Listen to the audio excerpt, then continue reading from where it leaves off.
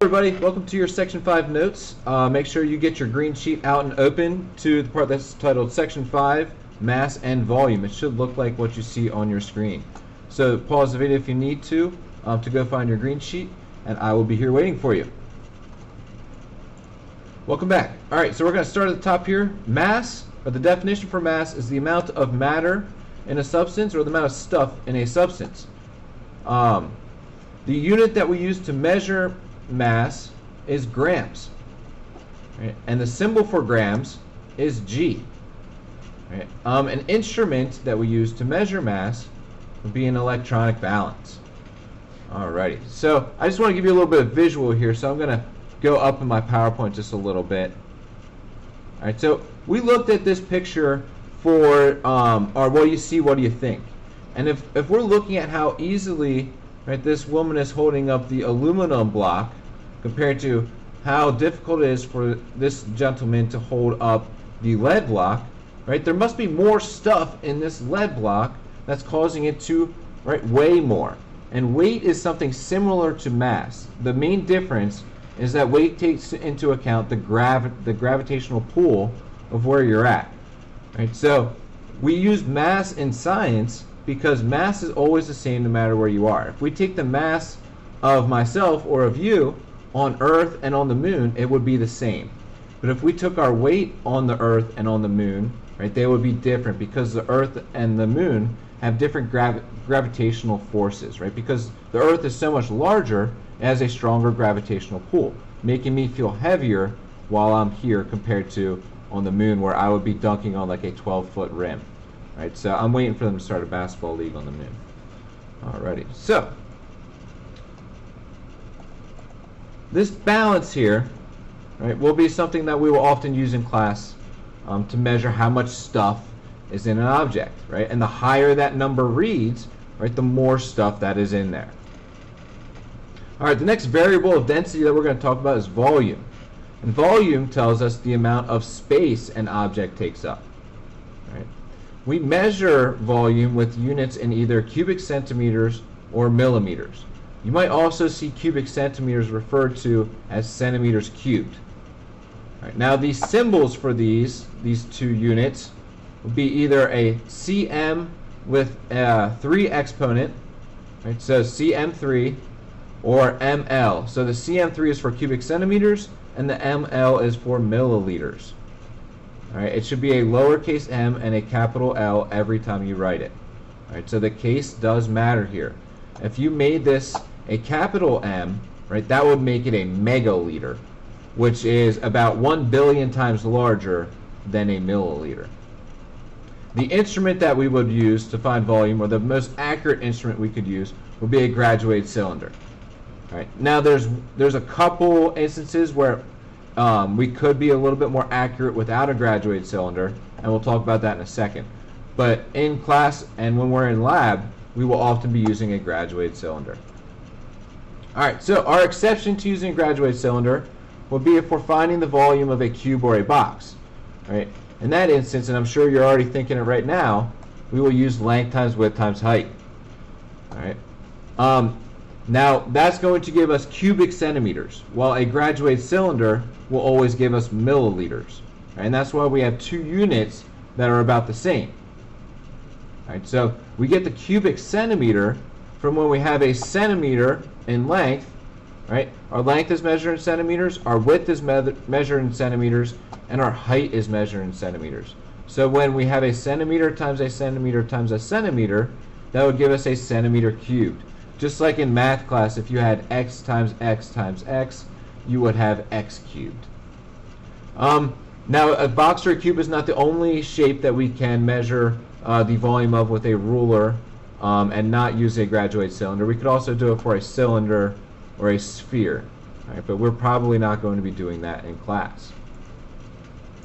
All right, now, if we're going to measure the volume of a strange object, right, and a weirdly shaped object, something that we don't have a formula that we can use to find the volume, we're going to use a graduated cylinder. Right, so take a look at this bulldog. There's no formula that I could use to calculate how much space it takes up, right? Because that's what volume is measuring, how much space an object takes up. Right? There's too many cracks and crevices in there. Right? If we did come up with a formula, it would be like 1,000 pages long. All right, so there was a guy named Archimedes, right? And he's kind of like the father of density. Right? And he came to a discovery one time in a bathtub. Right? And it's a famous story about a king who thought that he was swindled on a deal when he bought a crown. Some of the best opportunities to learn are the moments in which we are perplexed, those moments in which you begin to wonder and question. These moments have happened throughout history and have led to some truly amazing discoveries. Take this story, for example. There once was a fellow named Archimedes. He was born in 287 BC in the city of Syracuse in Sicily. He was a Greek mathematician, physicist, engineer, inventor, and astronomer. One day, Archimedes was summoned by the king of Sicily to investigate if he had been cheated by a goldsmith. The king said he had given a goldsmith the exact amount of gold needed to make a crown. However, when the crown was ready, the king suspected that the goldsmith cheated and slipped some silver into the crown, keeping some of the gold for himself. The king asked Archimedes to solve the problem, but there was a catch. He couldn't do any damage to the crown. One day, while taking his bath, Archimedes noticed that the water level in the bathtub rose and overflowed as he immersed himself into the tub. He suddenly realized that how much water was displaced depended on how much of his body was immersed. This discovery excited him so much that he jumped out of the tub and ran through the streets naked, shouting, "Eureka!" which comes from the ancient Greek meaning, "I've found it!" What did he find? Well, he found a way to solve the king's problem. You see, Archimedes needed to check the crown's density to see if it was the same as the density of pure gold. Density is a measure of an object's mass divided by its volume. Pure gold is very dense, while silver is less dense. So if there was silver in the crown, it would be less dense than if it were made of pure gold. But no matter what it was made of, the crown would be the same shape, which means the same volume. So if Archimedes could measure the mass of the crown first, and then measure its volume, he could find out how dense it was. But it is not easy to measure a crown's volume. It has an irregular shape that's different from a simple box or ball. You can't measure its sides and multiply like you might for other shapes. The solution, Archimedes realized, was to give the crown a bath. By placing it in water and seeing how much water was displaced, he could measure the volume. Then he'd calculate the density of the crown. If the crown was less dense than pure gold, then the goldsmith most definitely cheated the king. When Archimedes went back to the king and did his test, the story says, he found that the goldsmith had indeed cheated the king and slipped some silver in. These days, using the way an object displaces water to measure volume is called Archimedes' principle. The next time you take a bath, you can see Archimedes' principle in action. And maybe you'll have a genius idea of your own.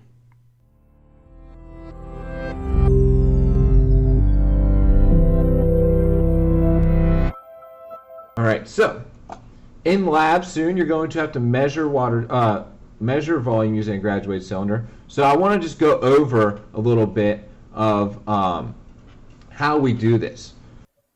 Today, we're going to talk about how to read a graduated cylinder. Reading a graduated cylinder is actually really easy to do if you remember just a few rules. But before we get started, take a second and look very closely at the water inside of the graduated cylinder in the picture. What do you notice about the water? If you look closely, you would see that the water is curved and it dips down. There's a special name for this. The name of the curved surface of the liquid that's in a tube is called the meniscus. Now, when you're reading a graduated cylinder, it's important to always read the graduated cylinder from the bottom of the meniscus. When you're reading a graduated cylinder, as you can see in the picture, it is very, very important to always read it at eye level. This makes sure that you are reading the numbers straight across, not from the top where you might get a lower reading, or from the bottom up where you might get a higher reading. By looking at the graduated cylinder from eye level, it makes it much easier for you to see the bottom of the meniscus where you should be taking your reading from. Take a look at this picture. In this picture, we see two different characters. The boy is actually looking from the top and he sees 82, which should be milliliters from where he's standing. The girl, looking straight across at it, sees 80 milliliters looking directly at it. Who is correct? If you said that the girl in the yellow shirt was correct, you're absolutely right. Remember, it is very, very important to always read a graduated cylinder from eye level. It makes a huge difference. So let's try some practice here. If you're reading the meniscus and you're looking at it from eye level, notice in the picture that this cylinder is graduated. And graduated actually means that there are many smaller units between the larger units. So if you look at it at the very bottom, you'll see that we have 60, and at the very top we have 70. The bottom of the meniscus is written actually somewhere between the 60 and the 70. By looking at the way that this meniscus is graduated or calibrated, we can see that it's by tens. 60, 61, 62, 63, 64, 65, 66, 67, 68, 69, 70. So if you're reading the bottom of the curve, you can see that this graduated cylinder actually reads 67 milliliters. That would be the correct answer. Not 68 milliliters from the top of the curve. It's 67. It is so important. I can't even stress how important this is to remember. Let's try another example. Okay, here's another example. If you look at this graduated cylinder, you can see that the increments, again, go by tens between 40 and 50. The middle level counts by fives. 40, 41, 42, 43, 44, 45.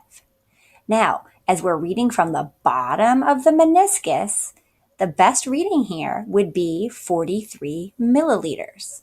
41, 42, 43 from the bottom. All right, take a look at this graduated cylinder and go ahead and try to make a reading. Remember, graduated cylinders are always read in milliliters. Hopefully, you notice that this again counts by ones, 80, 81, and from the bottom of the meniscus, we would get the best closest reading of 81 milliliters. If you said 81 milliliters, good job. Here comes our next example. Here's 3 different graduated cylinders. Now, they come in all shapes and sizes. These are going to be only 25 milliliter cylinders. They don't quite have a huge meniscus, but just make sure you read it from the bottommost point. All right, now just a little bit review to wrap everything up. So there's 2 ways that we can find volume. Right? In finding the volume of a cube or box, we'll use length times width times height. Right? And in finding the volume of an oddly shaped object, we're going to use water displacement. Right? So length times width times height would be like down here on the left, and we would use a ruler. Our units would be centimeters cubed. And right here, this would be from water displacement, we would use a graduated cylinder. Alright, so that ends it for this video. Thank you for sticking with me. I hope this helped clarify some things, and I will see you in a little bit.